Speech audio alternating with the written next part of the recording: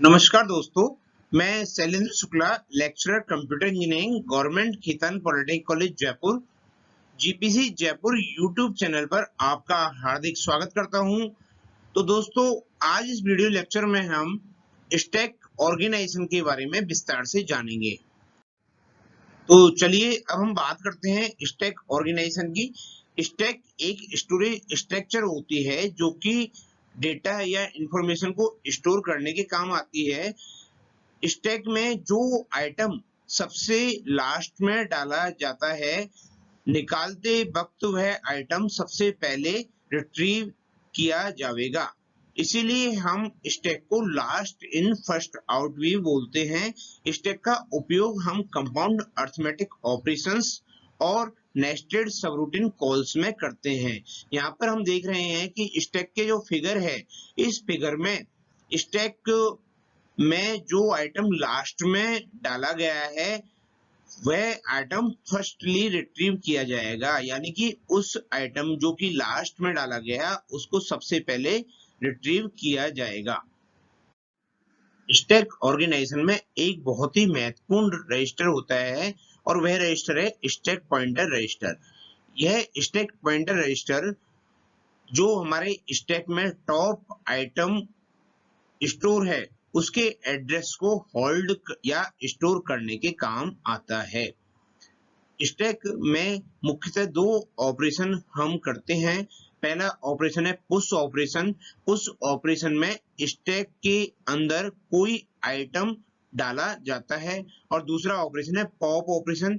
Pop operation में stack में से कोई डेटा या कोई आइटम को रिट्रीव किया जाता है, वह ऑपरेशन पॉप ऑपरेशन कहलाता है।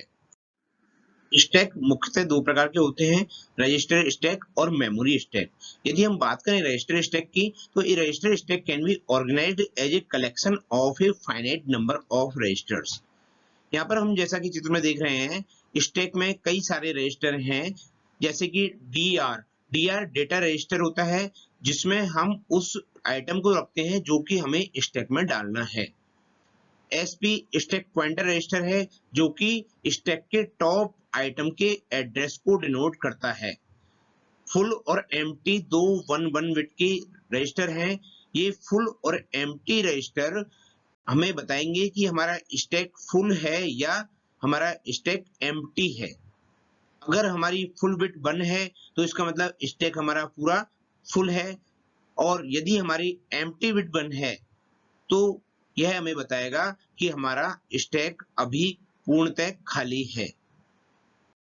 और यदि बात करें हम मेमोरी स्टैक की, तो मेमोरी स्टैक में a portion of memory is used as a stack with a processor register as a stack pointer. यहाँ पर मेमोरी का ही एक पोर्शन स्टैक की तरह इस्तेमाल किया जाता है और यहाँ पर हम प्रोसेसर रजिस्टर का उपयोग ही एज ए स्टैक पॉइंटर करते हैं। मेमोरी स्टैक में भी हम पुश और पॉप ऑपरेशन दोनों संपादित कर सकते हैं।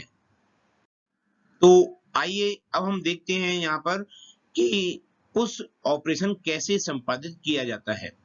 शुरू में हम देख रहे हैं यहाँ पर चित्र में इनिशियलाइजेशन में SP इक्वल टू 0, यानी कि शुरू में स्टैक पॉइंटर की वैल्यू 0 है।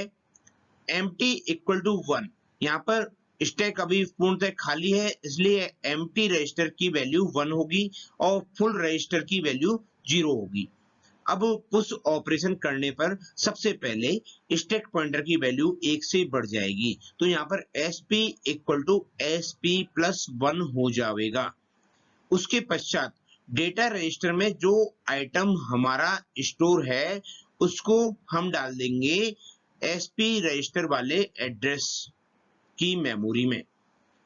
उसके पश्चात हम चेक करेंगे कि if SP equal to 0 then full equal to 1।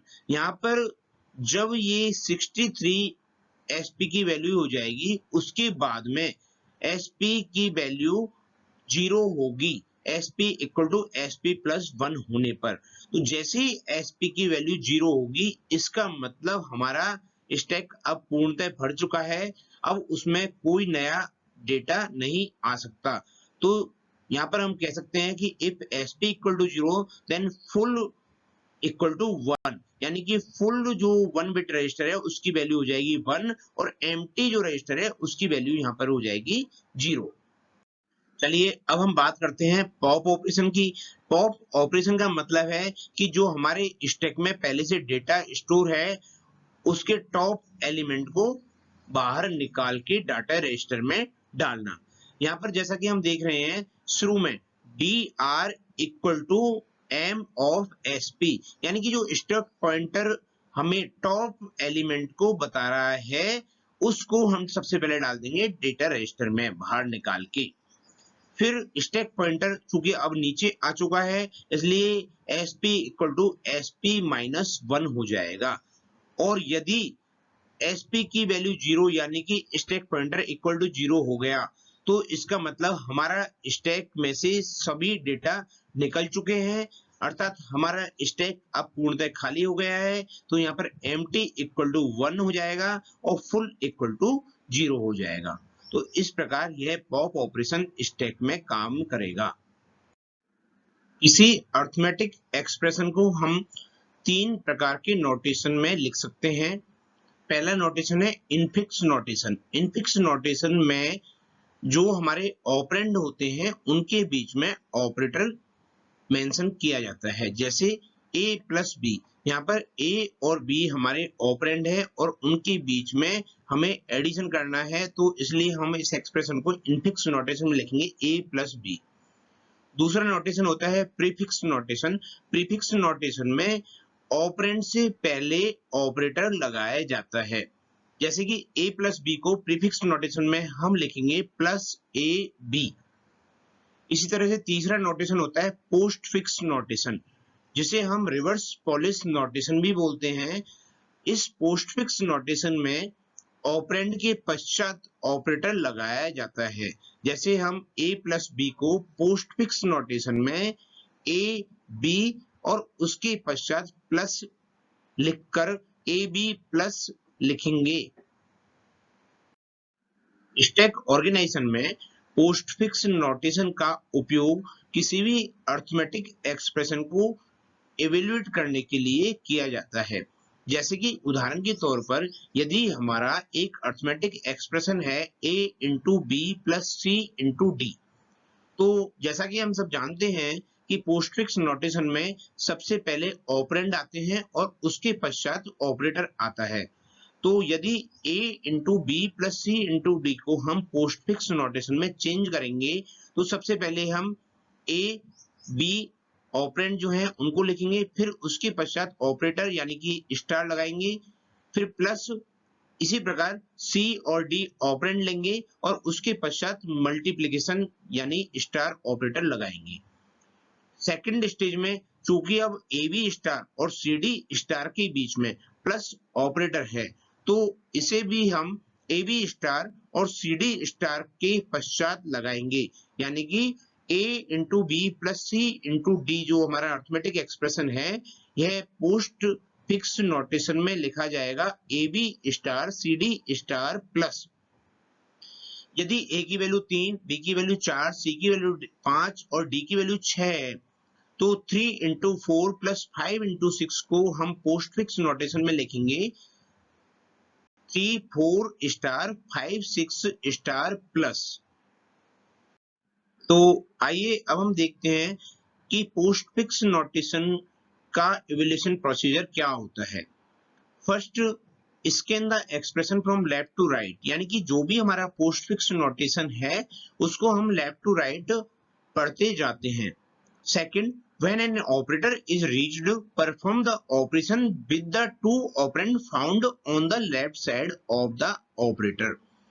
जैसे ही हमें कोई ऑपरेटर मिलता है तो उस ऑपरेटर के अकॉर्डिंग हम जो उससे पहले दो ऑपरेंड लेफ्ट में हमें मिले हैं उनके ऊपर ऑपरेशन परफॉर्म करते हैं।